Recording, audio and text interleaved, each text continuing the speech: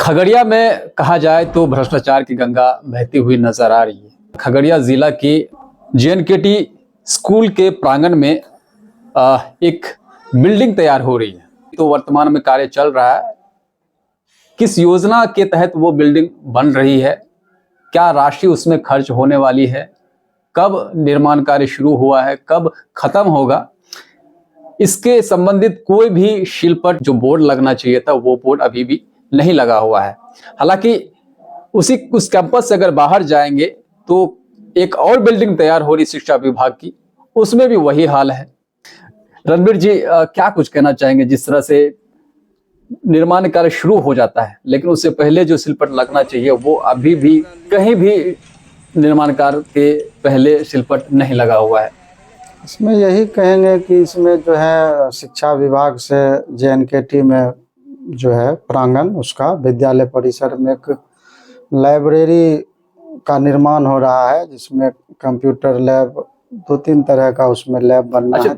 कैसे मतलब माने कि ये लाइब्रेरी या आर्ट एंड क्राफ्ट या लाइब्रेरी बन रहा है, कहीं कुछ शिलपट वगैरह बोर्ड भी नहीं लगा हुआ है? बात आपकी सही है, लेकिन हमको वहाँ के प्राचार्य महोदय से जानकारी मिली, इसीलिए आपको बता रहे हैं। हम सुबह मॉर्निंग वॉक JNKT स्टेडियम गए थे। अच्छा।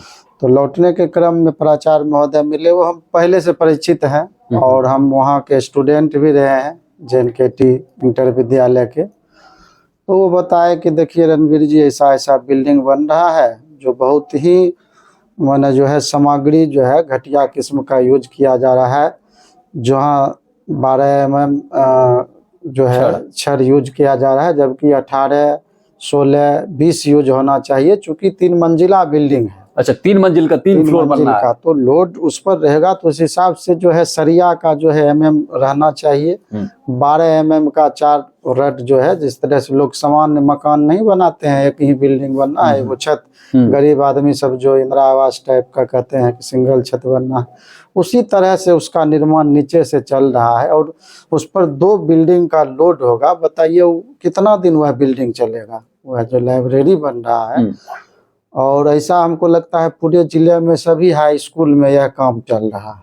अच्छा, सभी स्कूल में चल रहा है? हाँ, सब जगह चल रहा है, लेकिन वर्तमान हम JNKT स्टेडियम के जो है सामने पूरब साइड जो है विद्यालय है JNKT, उसमें जो चल रहा है बहुत ही घटिया किस्म का मटेरियल, मसाला भी सही ढंग से नहीं मिलाया गया। हमको जब सर बताए तो पिलर को हाथ से जब हम ऐसे किए ना तो टूट गया। बताइए किस तरह का मटेरियल यूज किया गया है।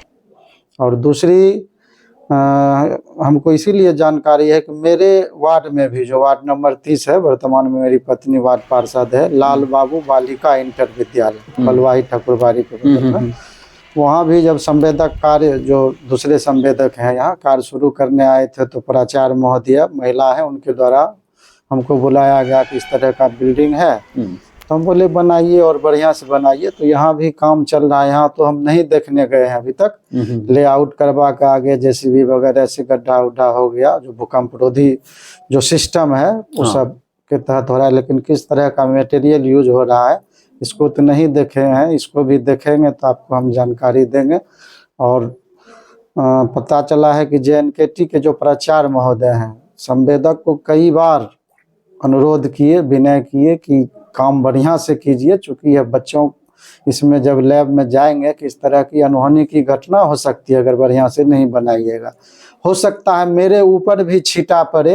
प्राचार्य महोदय का कहना हुआ कि आप जब विद्यालय परिसर में आपका काम हो रहा था तो छोड़िए शिक्षा विभाग के इंजीनियर देखे नहीं देखे क्या कर रहा है, उस आपको तो ध्यान देना चाहिए था, इसीलिए वो इसमें पढ़े, नहीं तो उनको शिक्षण कार्य से माने फुर्सत कहाँ है जो ये सब देखेंगे। तो उनका कहना हुआ कि बाद में हम पर भी ब्लेम आएगा कि आप भी हो सकता है मोटी कमीशन लेके निर्माण जो है छोड़ दिए। नहीं तो छात्र तो आखिर उसी कैंपस के छात्र वहाँ जाएंगे ना, जाएंगे पढ़ने के लिए, और हमारे ही समाज के बच्चे न जाएंगे, खगड़िया जिला के बच्चे जाएंगे। इसलिए निर्माण बढ़िया होना चाहिए जहाँ छात्र पढ़ रहे हैं। तो अंत में जो है प्राचार्य महोदय, जहाँ तक हमको जानकारी मिली है, जिला कार्यक्रम पदाधिकारी DPO जो होते हैं शिक्षा विभाग के, जिनके अंदर में यह जो निर्माण कार्य का टेंडर वगैरह हुआ है, उनको वो आवेदन भी दिए हैं कि सूचना पट नहीं लगाया गया है, घटिया सामग्री का यूज किया जा रहा है। कई बार हम अनुनय विनय किए कि बढ़िया से काम कीजिए, नहीं किया गया तो अंत में वो बाध्य हो के आज जिला कार्यक्रम पदाधिकारी को लिखित आवेदन दिए हैं और प्रतिलिपि जिला पदाधिकारी और जिला शिक्षा पदाधिकारी को दिए हैं। तो आप सोच सकते हैं यह जो कदम प्राचार्य महोदय उठाए हैं वो तो जब मैंने बाध्य हो गए तब मतलब नाक से ऊपर पानी बह रहा है, एकदम साफ उनकी बातों को अनसुनी करने लगे। तो मतलब साफ तौर पर कह सकते हैं कि जो बिल्डिंग तैयार हो रही है, निर्माण कार्य चल रहा है, कहीं ना कहीं उसमें अनियमितता बढ़ती जा रही है, जिसको लेकर जो प्राचार्य महोदय है उन्होंने उससे संबंधित पदाधिकारी को ज्ञापन सौंपकर उनको संज्ञान में दिया है। अब देखना दिलचस्प होगा कि जो संवेदक हैं या जो वहां पर कर्मी हैं, जेई कह सकते हैं, जूनियर इंजीनियर कह सकते हैं, क्या उस पर कार्रवाई होती है या नहीं होती है। लेकिन कहीं ना कहीं तो जांच होना चाहिए, वहां पर कम से कम जाना चाहिए। अच्छा, एक चीज और पूछना चाह रहे हैं आपसे, वहां पर जो कार्य चल रहे हैं क्या वहां पर संवेदक वगैरह जो जेई वगैरह रहते हैं कि किस ढंग से कार्य चल रहा है? मैं तो आज पहली बार विद्यालय गया सुबह लगभग 8:30-9 बजे के बीच, तो शिक्षकों के द्वारा ही बताया गया कि एक भी दिन जो है लेआउट के दिन ही वो आए थे, बता दिए, उसके बाद एक दिन भी देखने के लिए नहीं आए हैं। किस ढंग का जो है मसाला यूज हो रहा है, किस ढंग का ईंट हो रहा है, सरिया जो है वो प्राकलन के अनुसार दे रहा है कि नहीं दे रहा है। बस मिस्त्री और लेबर लगा हुआ है, ना तो संवेदक आ रहे हैं और ना ही जेई साहब उसको देखने के लिए आ रहे हैं। तो ये स्थिति है खगड़िया में, मतलब भगवान भरोसे ही निर्माण कार्य चल रहा है। अब उसमें कितनी गुणवत्ता है या तो जांच का विषय है, लेकिन जो कार्य चल रहा है वो कहीं ना कहीं सवालों के घेरे में है।